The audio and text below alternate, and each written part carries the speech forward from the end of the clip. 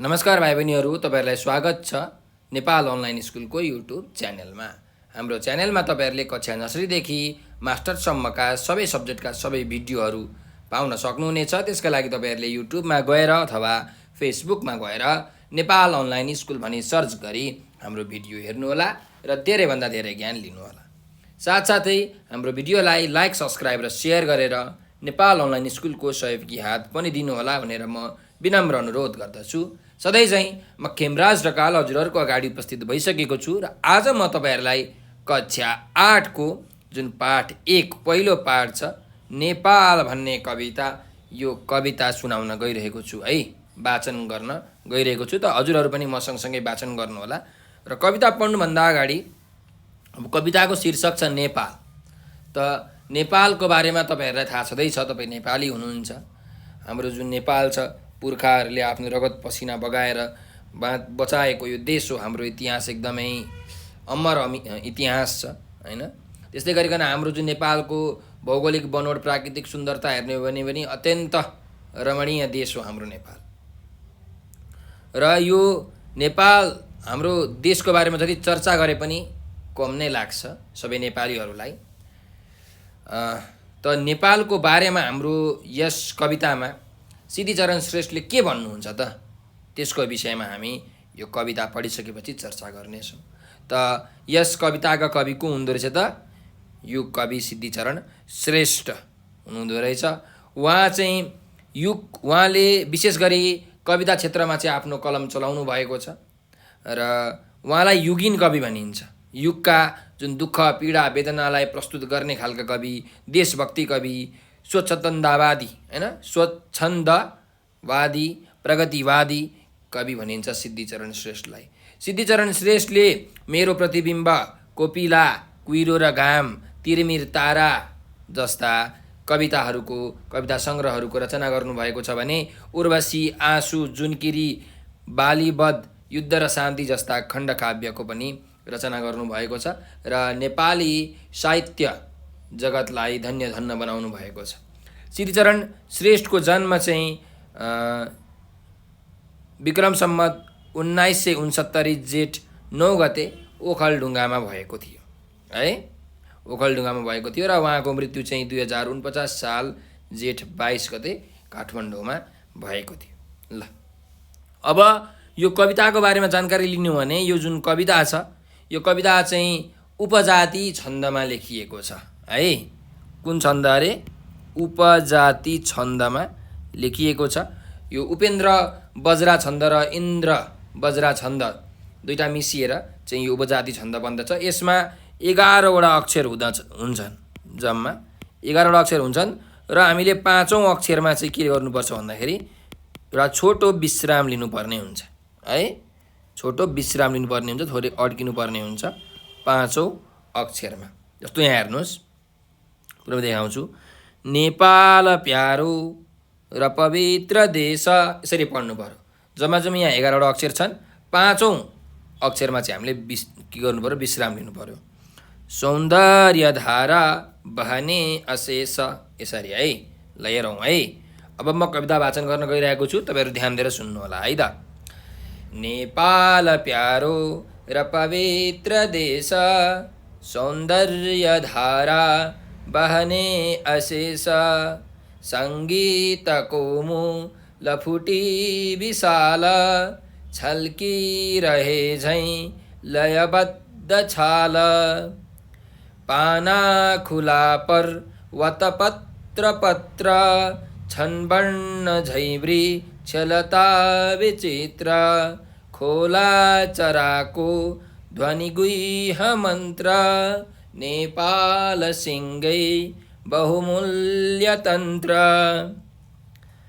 नयाँ नयाँ जीत अनेक जोड्दै, यो देशको इज्जत मान थप्दै, जामी सिपाही र किसान सारा, छन् आज हाम्रा बलिया सहारा, यो देशको सिर्जनको निमित्त, पुर्खाहरूको पसिना र रक्त, हाम्रो बहेको छ नसा नसामा डोर्याउँदैछ स्वर्ग छुने दिशामा विपत्ति पर्दा पनि हाँसी हाँसी तयार भई चढ्न समेत फाँसी बाँचे बचाए र रमे रमाए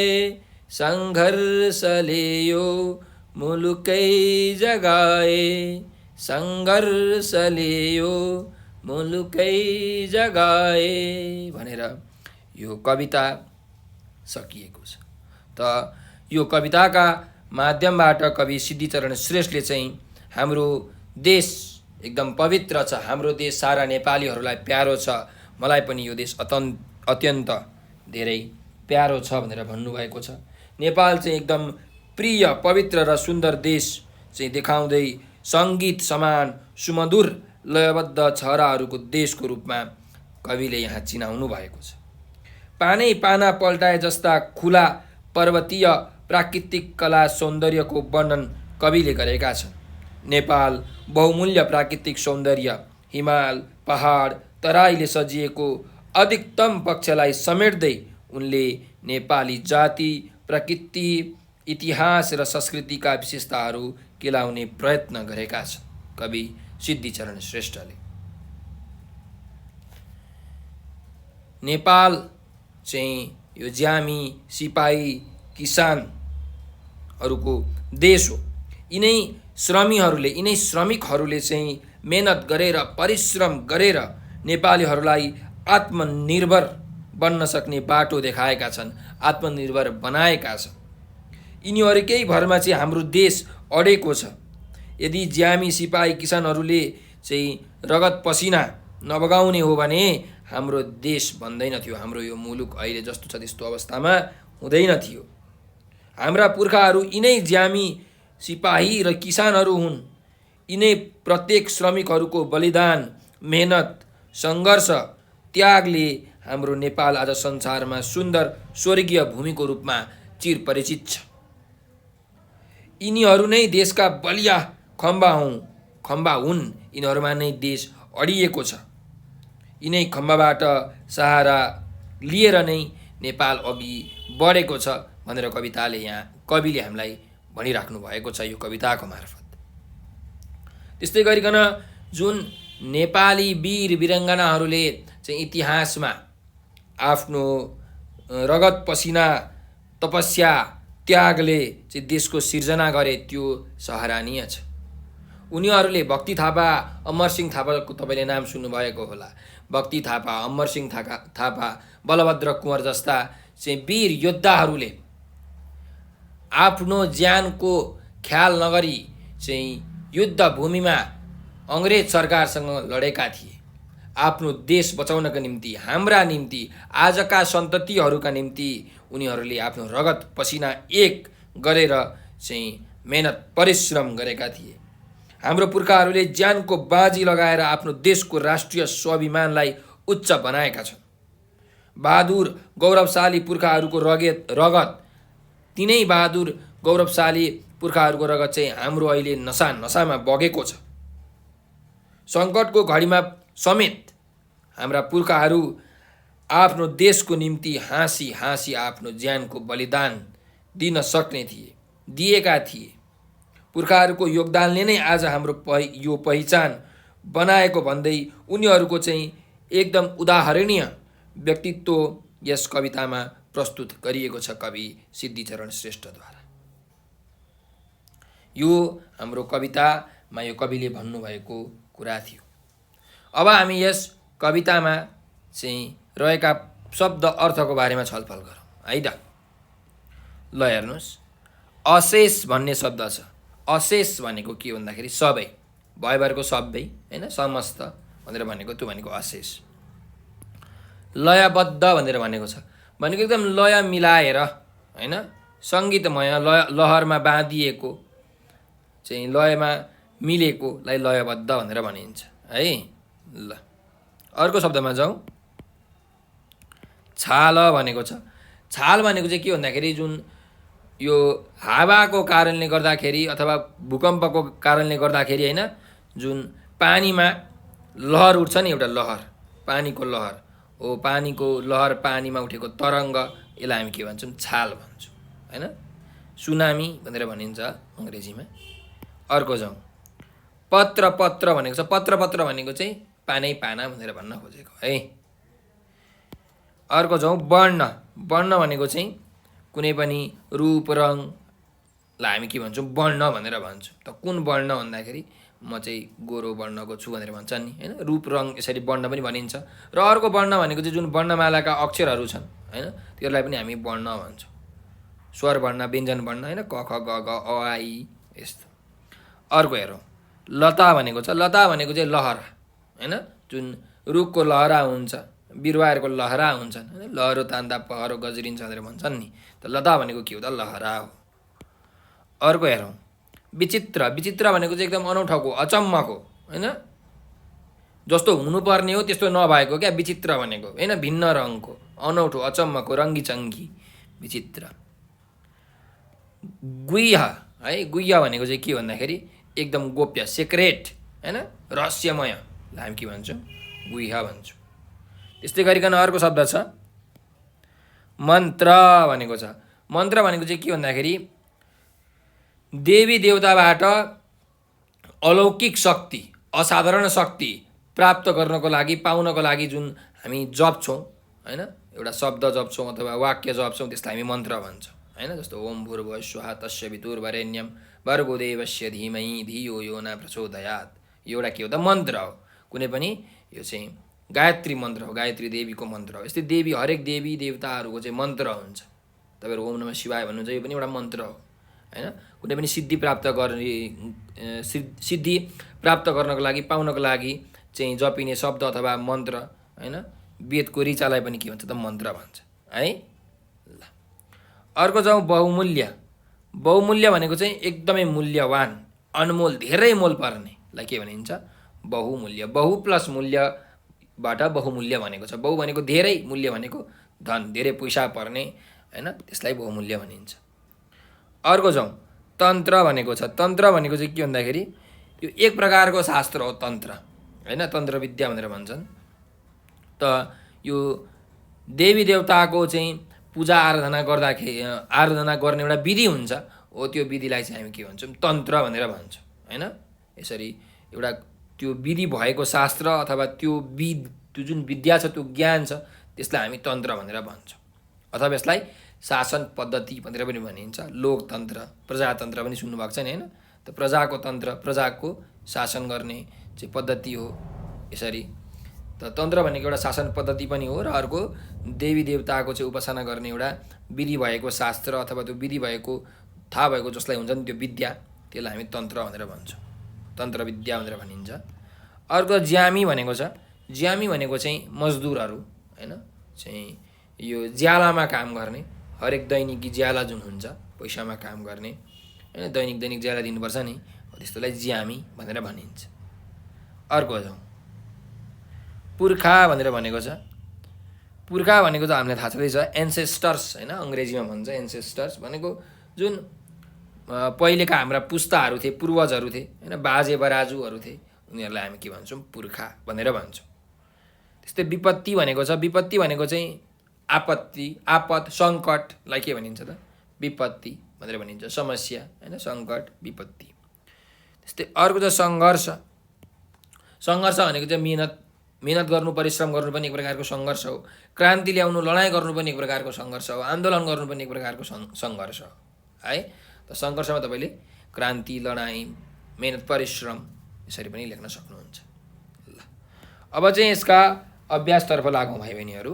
यसको अभ्यासमा हेर्नुहोस्, 1 नम्बरको अभ्यासमा के छ त? नेपाल कविता साथीहरूसँग मिली समूहमा लय मिलाएर वाचन गर भनेर भनेको छ। तपाईँहरूले लय मिलाएर वाचन गर्न सक्नुहुन्छ है। मैले जसरी यो लयबद्ध तरिकाले यो उपजाति छन्दमा चाहिँ लेखिएको यो कविता छ, यो कविता चाहिँ जसरी मैले यहाँ वाचन गरेँ, तपाईँहरूले त्यही सुनेर पनि वाचन गर्न सक्नुहुन्छ है त। 5औं अक्षरमा विश्राम गर्ने अनि कविता वाचन गर्ने। अब जाउँ अर्को अभ्यासमा। मिल्ने शब्द छानेर खाली ठाउँ भर भनेको छ। यहाँ शब्दहरू दिएको छ। अब हामीले चाहिँ यो खाली ठाउँमा भर्नुपर्ने छ है। जस्तो कि क नम्बरमा हेर्नुहोस्, हाम्रो देश हामीलाई ड्यास लाग्छ। त के लाग्छ? हाम्रो देश हामीलाई प्यारो लाग्छ, हो कि होइन? यहाँ छँदैछ प्यारो, प्यारो लाग्छ। अर्को जाउँ, अर्को वाक्यमा, ज्यामी सिपाही र किसानहरू यस देशका ड्यास हुन्। के हुन् भन्नुहोस् त? सहारा हुन् कि होइन नि त? सहारा हुन्। यहाँ छ सहारा, छ नि, हो त सहारा हुन्। अर्कोमा जाउँ, ग नम्बरमा छ, नेपालको निर्माणमा पुर्खाहरूको ड्यास बगेको छ। के बगेको छ? यहाँ पसिना छ त पसिना बगेको छ। र अन्तिम वाक्य छ एउटा, यो देश बचाउन पुर्खाहरू ड्यास समेत चढ्न तयार भए। के समेत चढ्न तयार भए भन्दा फाँसी समेत चढ्न तयार भए। यहाँ हुन्छ फाँसी। फाँसी भनेको झुन्डिनु भन्न खोजेको है। यो देश बचाउन पुर्खाहरू फाँसी चढ्न समेत तयार भए भनेर यसरी हामी लेख्न सक्छौँ। ल, त हामीले यहाँ मिल्ने शब्द छानेर वाक्य भरिसकेका छौँ। अब अर्को अभ्यासमा जाउँ, 3 नम्बरको अभ्यास। तल दिएको कवितांश पुरा गर भनेको छ। यो त कवितामै छ, तपाईँले गर्न सक्नुहुन्छ। नेपाल प्यारो र पवित्र देश, पवित्र देश, सौन्दर्य धारा बहने अशेष, हैन? सङ्गीतको मूल फुटी विशाल, सङ्गीतको छल्किरहे झैँ लयबद्ध चाल, छल्किरहे झैँ लयबद्ध छाल। ल, यो कविता यसरी तपाईँहरूले पाठबाट हेरेर गर्न सकिहाल्नुहुन्छ। अब अर्को प्रश्नमा जाउँ। तलका प्रश्नहरूको एक वाक्यमा उत्तर लेख भनेको छ। एक वाक्यमा चाहिँ हामीले उत्तर लेख्नु पर्यो है त। ल हेरौँ, क नम्बरमा छ, पसिनाका धारा कहाँ बहन्छन् भनेर भनेको छ। त पसिनाका धारा देशको सिर्जनाका लागि बहन्छन्, होइन? देशकै माटोमा बहन्छन्। पसिनाका धारा देशको सिर्जनाका लागि देशकै माटोमा बहन्छन् भनेर यसरी तपाईँहरूले उत्तर लेख्न सक्नुहुन्छ है त। ल, अब अर्कोमा जाउँ। हाम्रा पर्वतहरू के जस्ता छन् भनेर भनेको छ। त हाम्रा पर्वतहरू खुल्ला पाना जस्ता छन्, होइन? जसले पनि हेर्न सक्छ, जसले पनि पढ्न सक्छ। हाम्रा पर्वतहरू खुल्ला पाना जस्ता छन्। अब अर्को प्रश्नमा जाउँ। हाम्रा बलिया सहारा को हुन् भनेको छ। त हाम्रा बलिया सहारा ज्यामी सिपाही र किसानहरू हुन्। हाम्रा बलिया सहारा ज्यामी सिपाही र किसानहरू हुन्। ल, अब अन्तिम अर्को प्रश्न छ, अन्तिम प्रश्न, पुर्खाले यो मुलुकमा जागरण ल्याउन के गरे भनेर भनेको छ।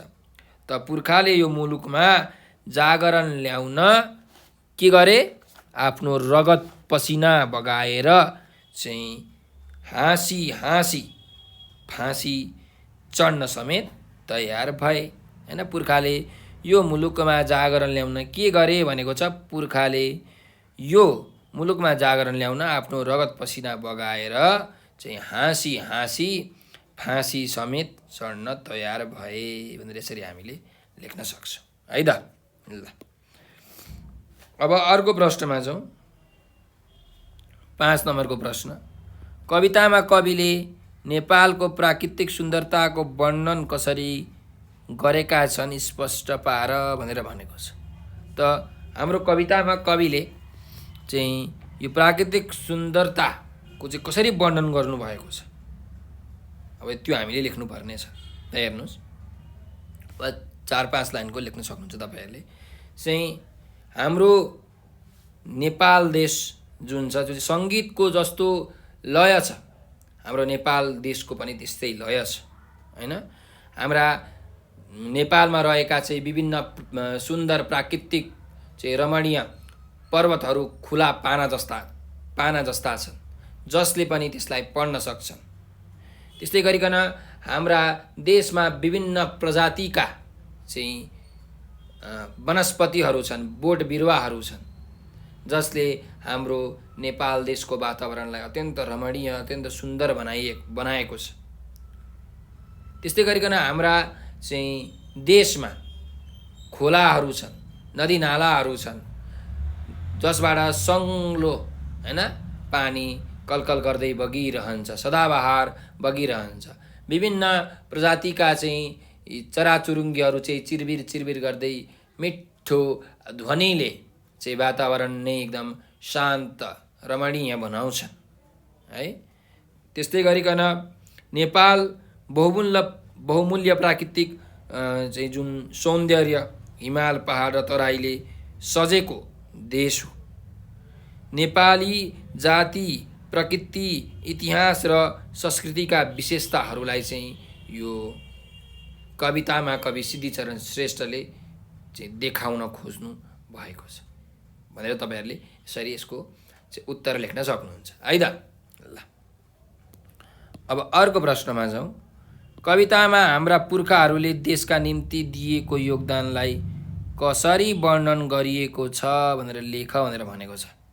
ल हेर्नुहोस् त, जुन कवितामा हाम्रो पुर्खाहरूले देशका निम्ति दिएको योगदानलाई कसरी वर्णन गरिएको छ भन्दा चाहिँ हाम्रा पुर्खाहरूले हैन चाहिँ केही नभनी आफ्नो देशको निम्ति आफ्नो ज्यानको बाजी समेत लगाए। चाहिँ युद्ध भूमिमा शत्रुहरूसँग, बैरीहरूसँग नडराई आफ्नो देशको निम्ति हाँसी फाँसी चढ्न पनि उनीहरू तयार भए। उनीहरूको पसिना र रगतले यो देश बनेको छ र हाम्रो नसामा पनि उनीहरूकै रगत बगेको छ। त्यसैले हामी पनि चाहिँ आफ्नो पुर्खाहरू जस्तै के हुनु पर्यो त, शक्तिशाली हुनु पर्यो हैन, आँटिलो हुनु पर्यो, मेहनती हुनु पर्यो, परिश्रमी हुनु पर्यो। हामीले हाम्रो पुर्खाहरूको नाम राख्नु पर्यो। त्यस्तै गरिकन यी हाम्रा पुर्खाहरू चाहिँ को हुन् त, ज्यामी, सिपाही र किसानहरू हुन्। यिनीहरूको मेहनत र परिश्रमले गर्दाखेरि नै हाम्रो देश बाँचेको छ। यी किसान, सिपाही र ज्यामी भनेका चाहिँ हाम्रा देशका बलिया खम्बाहरू हुन्, स्तम्भहरू हुन्, सहाराहरू हुन् भनेर यो कवितामा चाहिँ हाम्रो पुर्खाहरूले चाहिँ आफ्नो देशको निम्ति दिएको योगदानलाई वर्णन गरिएको छ भनेर यसरी तपाईँहरूले यो लेख्न सक्नुहुन्छ है त। ल अब अर्को प्रश्नमा जाउँ। नेपाल कविताको मुख्य भाव लेख भनेर भनेको छ। अब यसको प्रश्नको उत्तर दिँदाखेरि तपाईँले चाहिँ के गर्नु पर्यो भन्दाखेरि यो कविताका लेखक को हुन् त, कवि को हुन् उसको बारेमा लेख्नु पर्यो, कविको बारेमा लेख्नु पर्यो। कविको जन्म मृत्यु यदि थाहा छ भने तपाईँहरूले लेख्न सक्नुहुन्छ हैन, जुन मैले अघि तपाईँलाई भनिसकेँ। त्यस्तै कविको अलि एक दुईवटा कृतिको नाम लेख्न सक्नुहुन्छ। त्यस्तै गरिकन कविले यो कवितामा के भन्न खोज्नु भएको छ, खास कुरो, चुरो कुरो भनिदिनुपर्छ। अनि त्यसपछि चाहिँ तपाईँहरूले व्याख्या गर्न सक्नुहुन्छ। जस्तो कि अब हेर्नुहोस्, नेपाल कविताका लेखक कवि सिद्धिचरण श्रेष्ठ हुन्। उनको जन्म विक्रम सम्वत 1969 भएको थियो भने मृत्यु चाहिँ 2049 सालमा भएको थियो। उनका चाहिँ बहुमूल्य कृतिहरू हैन यहाँ हामीले लेखिसकेका छौँ। यी हेर्नुहोस्, मेरो प्रतिबिम्ब, कोपिला, कुइरो र घाम, उर्वशी, आँसु, जुनकिरी, बालीवध जस्ता कविता र खण्डकाव्यले नेपाली साहित्यमा चाहिँ ठुलो योगदान पुर्याएका छन्। उनको यो कविता नेपाल चाहिँ धेरै सन्देश दिने, बहुउपदेश दिने, बहुसन्देश दिने कविता हो। यो कविताको माध्यमबाट चाहिँ कवि सिद्धिचरण श्रेष्ठले धेरै प्रकारका सौन्दर्यहरूको, पुर्खाले दिएको योगदानहरूको चित्रण गर्नुभएको छ। नेपाल एकदमै प्रिय, पवित्र चाहिँ सुन्दर देश हो भन्दै हाम्रो देश चाहिँ सङ्गीत समान सुमधुर लयबद्ध छराहरूको देशको रूपमा चिनिन्छ। हाम्रा देश हाम्रो देशमा रहेको जुन प्राकृतिक सुन्दरता छ, रमणीय वातावरण छ, त्यसले गर्दा हाम्रो देशको सुन्दरतालाई बढाएको छ, उच्च कोटिमा बढाएको छ। हाम्रा देशका जुन हिमाल, सेता सेता हिमालहरू छन् हैन, पहाडहरू छन्, तरेलीहरू छन्, झरनाहरू छन्, ताल नदीहरू छन्, तिनीहरूले हाम्रो देशलाई मनमोहक बनाएका छन्। हाम्रो देशमा विभिन्न प्रकारका जीवजन्तुहरू, चराचुरुङ्गीहरू च्याउ च्याउ चिरबिर चिरबिर गर्दै कराउँछन्। तिनीहरूले मन्त्र हैन, मन्त्र फुके जस्तै आफ्नो बोली चाहिँ बोल्छन्, भाका दिन्छन्, शैली दिन्छन्। यसरी नेपालमा त्यस्तै गरिकन ज्यामी, सिपाही र किसानहरू छन्। यिनीहरू भनेका हाम्रो देशको स्तम्भहरू हुन्, खम्बाहरू हुन्। हाम्रो देशलाई चाहिँ यिनीहरूले अड्याएर राखेका छन्। यिनीहरू नहुने हो भने किसान, ज्यामी र चाहिँ सिपाहीले आफ्नो रगत पसिना बगाएर परिश्रम नगर्ने हो भने, मेहनत नगर्ने हो भने जुन स्थानमा अहिले हाम्रो देश पुगेको छ, त्यो स्थानमा सायदै यो हाम्रो देश कहिले आइपुग्थ्यो होला। यो देशका लागि चाहिँ हाम्रा पुर्खाहरूले, वीर वीराङ्गनाहरूले चाहिँ रगत पसिना गर्दै युद्धभूमिमा युद्ध लडेका छन्। नयाँ नयाँ जित जोड्दै यो देशको इज्जत मान थप्दै गएका छन्। उनीहरूले यो देशको सिर्जनाका निम्ति आफ्नो ज्यानै समेत बाजी लाउन छोडेनन्। विपत्ति पर्दा, सङ्कट पर्दा, समस्या पर्दा पनि हाँसी हाँसी तयार भएर आफू चाहिँ फाँसी चढ्न समेत गए हाम्रा पुर्खाहरू। तिनै पुर्खाहरू, तिनै वीर वीराङ्गनाहरूको रगत चाहिँ हाम्रो नसा नसामा बगेको छ हैन। त्यसैले हामीले पनि आफ्ना पुर्खाहरू जस्तै गौरवान्वित कार्यहरू गर्नुपर्दछ। हामीहरूले उनीहरूको नामलाई चाहिँ उच्च स्थानमा पुर्याउनु पर्दछ हैन। त्यस्तै गरिकन हामीले मेहनत, सङ्घर्ष, परिश्रम गर्न कहिल्यै पनि छोड्नु हुँदैन, किनकि मेहनतको फल जहिले पनि राम्रो हुन्छ। राम्रो कामको लागि तपाईँले मेहनत गर्नुभयो भने तपाईँले राम्रो फल अवश्य पनि पाउनुहुन्छ भनेर यो कवितामा चाहिँ सिद्धिचरण श्रेष्ठले भन्नुभएको छ। यो नै कविताको मूल भाव हो है। ल, अब अर्को प्रश्नमा जाउँ। 7 नम्बरको प्रश्न व्याख्या गर छ। ज्यामी, सिपाही र किसान सारा छन् आज हाम्रा बलिया सहारा भनेर यहाँ भनिएको छ। त यो व्याख्या तपाईँहरूले गर्न सक्नुहुन्छ है। यो पनि ठ्याक्कै मूल भाव जस्तै कुरा हो। अब यसमा चाहिँ तपाईँहरूले पुर्खाहरूको कुरा मात्रै गर्नु होला। चाहिँ यो कसरी लेख्नु भने प्रस्तुत कवितांश यो कक्षा 7 को नेपाली किताबको चाहिँ पहिलो पाठ हैन, नेपाल भन्ने कविताबाट चाहिँ लिएको हो। उक्त कविताका लेखक चाहिँ कवि सिद्धिचरण श्रेष्ठ हुन्। उहाँको जन्म विक्रम सम्वत 1969 र मृत्यु 2049 सालमा भएको थियो। त्यस्तै गरिकन उहाँले चाहिँ यो विभिन्न प्रकारका रचनाहरू, कविता सङ्ग्रह, खण्ड काव्य लेखेर नेपाली साहित्यको नाम उच्च गर्नु भएको छ। र यस कविताका माध्यमबाट कविले नेपालको सुन्दरताको वर्णन गर्नुभएको छ। साथसाथै नेपाललाई बचाउनका लागि जुन पुर्खाहरूले योगदान दिनुभएको छ त्यसको बारेमा पनि यहाँ चर्चा गर्नुभएको छ। त जुन ज्यामी, सिपाही र किसान सारा छन् आज हाम्रा बलिया सारा भन्ने कवितांश छ, उक्त कवितांश चाहिँ हाम्रो पुर्खाहरूको व्यक्तित्वलाई वर्णन गर्न चाहिँ प्रस्तुत भएको देखिन्छ। हाम्रा पुर्खाहरूले आफ्नो रगत पसिना बगाएर आफ्नो देश बचाएका छन्। ज्यामी, सिपाही र किसानहरू भनेको हाम्रो देशका सहाराहरू हुन्, स्तम्भहरू हुन्, खम्बाहरू हुन्। यिनीहरूले गर्दा नै हाम्रो देश अडिएको छ।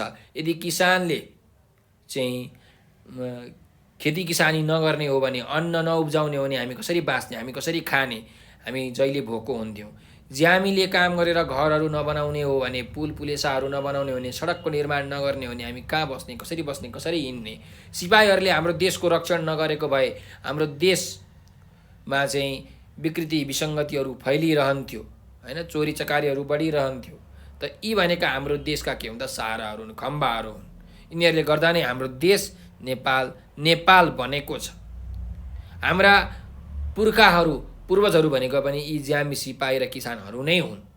हामी पनि ज्यामी किसान र सिपाहीकै छोराहरू हौँ।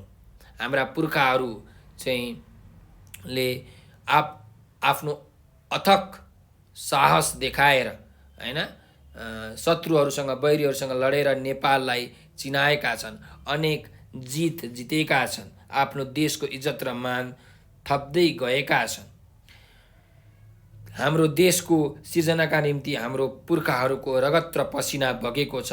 उनीहरू जस्तोसुकै कठिन परिस्थितिमा पनि हैन आफ्नो ज्यानको बाजी लगाएर चाहिँ मेहनत गर्ने, परिश्रम गर्ने चाहिँ व्यक्तित्वहरूमा पर्दछन्। कुनै पनि समस्या आइपर्दा, विपत्ति आइपर्दा हाँसी फाँसी चढ्न समेत हाम्रा पुर्खाहरू डराउँदैनथे। उनीहरू बाँचे, उनीहरूले अरू नेपाली जनताहरूलाई पनि बचाए, उनीहरू पनि रमाए र अरूलाई पनि उनीहरूले रमाउने अवसर दिए। हाम्रा पुर्खाहरूले हाम्रो पुर्खाहरूले अथक सङ्घर्ष गरेर हाम्रो मुलुक बचाए। हामीले पनि आफ्नो पुर्खाको जुन यस्तो योगदान छ, यस्तो त्याग छ, यसलाई खेर जानु दिनु हुँदैन हैन। हामीले पनि उनीहरूको गौरवशाली यो गाथालाई चाहिँ सबैतिर सुनाउनु पर्दछ र हामी पनि उनीहरू जस्तै हुनुपर्दछ, उनीहरूको जस्तै स्वभाव हामीले लिनु पर्दछ भन्ने सन्देश हामीले यहाँबाट पाउँछौँ हैन। त यसरी यो व्याख्या गर भन्ने तपाईँले लेख्न सक्नुहुन्छ है त। ल अब शब्द भण्डारमा जाउँ। शब्द भण्डारमा हेर्नुहोस् 8 नम्बरको छ अभ्यास। उल्टो अर्थ आउने शब्दसँग जोडा मिलाऊ भनेर भनेको छ। त उल्टो अर्थ आउने शब्दहरूसँग तपाईँले जोडा मिलाउन सक्नुहुन्छ है त। ल हेरौँ। इज्जत भन्नेको के छ त यहाँ? इज्जतको के हुन्छ उल्टो? इज्जतको बेइज्जत हैन। इज्जतको बेइज्जत। ल तपाईँले यसरी लेख्नुहोस् है। इज्जत के हुन्छ त? बेइज्जत। ल यो 1 नम्बर हो भने यो पनि 1 नम्बर। अर्कोमा छ हेरौँ है त। खुला छ हैन। खुला भनेपछि अर्को के हुन्छ त? बन्द। खुलाको उल्टो के हुन्छ त? उल्टो अर्थ बन्द हुन्छ हो कि हैन। त खुलाको बन्द यो 2 नम्बर हो भने यो पनि 2 नम्बर। अर्को हेर। स्वर्ग। स्वर्गको उल्टो के हुन्छ त? नर्क अथवा नरक हैन। ल स्वर्गको नरक यो 3 नम्बर हो भने यो पनि 3 नम्बर। अर्को शब्दमा जाउँ। चढ्न। चढ्नको उल्टो के हुन्छ त? ओर्लन हैन। यो 4 नम्बर हो भने यो पनि 4 नम्बर। अर्को हेरौँ। पवित्र। पवित्रको उल्टो के हुन्छ त? पवित्रको उल्टो अपवित्र हैन। त यो 5 नम्बर हो भने यो पनि 5 नम्बर। ल यसरी उल्टो अर्थ आउने शब्दहरू तपाईँले जोडा मिलाउन सक्नुहुन्छ। तपाईँले चाहिँ यो यसरी मैले भने देखाए जसरी लेख्नु होला यसरी हैन। इज्जतको बेइज्जत, खुलाको चाहिँ बन्ध। ल अब अर्को अभ्यासमा जाउँ हामी। अर्को अभ्यास नम्बर 9। तलका शब्दको उस्तै अर्थ दिने शब्द लेख भनेको छ। भनेको पर्यायवाची शब्द हामीले लेख्नुपर्ने छ है त। पर्यायवाची शब्द उस्तै अर्थ दिने शब्द। ल हेरौँ। देशको के हुन्छ त उस्तै अर्थ? देशको राष्ट्र हैन। देशको राष्ट्र। ल अर्को पर्वत भनेको छ। पर्वतको चाहिँ पहाड हैन। पर्वतको पहाड। अर्को शब्दमा जाउँ। ध्वनि। ध्वनिको के हुन्छ त? आवाज। उस्तै अर्थ है। अर्को हेरौँ। जित। जित भनेको के हो त? जितको उस्तै अर्थ जय हैन। जय पराजय भनिन्छ नि। जित भनेको जित्नु। त जितको जय अथवा यसलाई विजय पनि भनिन्छ है। जय अथवा विजय जे लेखे पनि हुन्छ। ल अर्कोमा जाउँ। विपत्ति भनेको छ। विपत्ति भनेको आपत हैन। सङ्कट हामीले भन्छौँ। ल सङ्कटै लेख्नुहोस्। सङ्कट आपत हैन। समस्या तपाईँले लेख्न सक्नुहुन्छ जे पनि। अर्को जाउँ। विशाल भनेको छ। विशाल भनेको चाहिँ एकदम ठुलो है। एकदम ठुलो अजङ्गको विशाल। त्यस्तै वृक्ष भनेको छ। वृक्ष भनेको त तपाईँलाई थाहा छँदैछ। के हो? रुख हो है, रुख। अर्कोमा जाउँ, किसान छ। किसान भनेको के हो त? खेती किसानी गर्ने भनेको कृषक। के हुन्छ त? कृषक। त्यस्तै गरिकन रक्त भनेको छ। रक्त भनेको के हो? रगत भनेर भन्न खोजेको। अनि अन्तिम शब्द छ सङ्घर्ष। सङ्घर्ष भनेको चाहिँ मेहनत, परिश्रम अथवा तपाईँहरूले क्रान्ति। पाठमा चाहिँ क्रान्ति छ, तपाईँले क्रान्ति लेख्न सक्नुहुन्छ है त। ल, क्रान्ति अथवा परिश्रम भनेर पनि लेख्न सक्नुहुन्छ होइन। मेहनत भनेको सङ्घर्ष। ल, अब अर्को अभ्यासमा छौँ। अर्को अभ्यास छ अभ्यास नम्बर 10। तलका शब्दलाई वाक्यमा प्रयोग गर भनेर भनेको छ। प्यारो छ है। मलाई मेरो देश नेपाल अत्यन्त प्यारो लाग्छ। यसरी हामीले वाक्य बनाउन सक्छौँ। त्यस्तै गरिकन मन्त्र भन्ने छ। मन्त्र भनेको चाहिँ के हो त भन्दाखेरि अघि हामीले भनिसक्यो, कुनै पनि देवी देवताको उपासना गर्नको लागि जुन एक प्रकारको ध्वनि हुन्छ, आवाज हुन्छ, शब्दहरू हुन्छ अथवा वाक्यहरू हुन्छ, त्यसलाई हामी मन्त्र भनेर भन्छौँ होइन। त यसलाई यसरी पनि भन्न सकिन्छ कि सबै नेपालीहरूको मूल मन्त्र भनेको के हो? राष्ट्र प्रेम हो। त्यही भएर सबै नेपालीको, आम नेपालीको चाहिँ मूल मन्त्र भनेको राष्ट्र प्रेम हो भनेर यसरी वाक्य बनाउन सक्नुहुन्छ है त। अथवा हामीले देवी देवतालाई खुसी पार्न चाहिँ विभिन्न गायत्री मन्त्रहरूको जप गर्नुपर्छ भनेर पनि यसरी लेख्न सक्नुहुन्छ है। ल, मान। अब मान भनेको चाहिँ सम्मान होइन, नाम भन्न खोजेको। त्यसैले यसको के वाक्य बनाउन सकिन्छ भन्दाखेरि चाहिँ हामीले असल काम गरेर, हामीले राम्रो काम गरेर आफ्नो देशको मान राख्नुपर्छ। यसरी वाक्य बनाउन सकिन्छ है त। ल, सङ्गीत। मलाई शास्त्रीय सङ्गीत अत्यन्त राम्रो लाग्छ। मलाई शास्त्रीय सङ्गीत अत्यन्त राम्रो लाग्छ। यसरी वाक्य बनाउन सक्नुहुन्छ। अर्को जाउँ, पुर्खा। हाम्रो पुर्खाहरूले आफ्नो रगत पसिना एक गरेर आफ्नो देशलाई बचाए भनेर यसरी तपाईँहरूले वाक्य बनाउन सक्नुहुन्छ है त। ल, तपाईँहरूले पनि यसरी नै वाक्य बनाउन सक्नुहुन्छ। मैले उदाहरणको लागि एक-एकवटा यो शब्दहरूको चाहिँ एक-एकवटा वाक्य बनाइदिइसकेको छु होइन। तपाईँहरूले आफ्नो शिक्षकलाई सोधेर अथवा आफ्नो बुवा आमालाई सोधेर, आफ्नो साथीभाइसँग छलफल गरेर लेख्न सक्नुहुन्छ। अब यो उच्चारण र हिज्जे भन्ने अभ्यास छ। यो चाहिँ अब उच्चारण गर्नुपर्ने छ हामीले होइन। त उच्चारण गरौँ है। तलका शब्द शुद्धसँग उच्चारण गर भनेर हामीलाई भनेको छ है। तलका शब्द शुद्धसँग उच्चारण गर भनेको छ। तपाईँहरूले यो उच्चारण गर्नुहोस् है। तन्त्र गर्नुहोस् त। तन्त्र।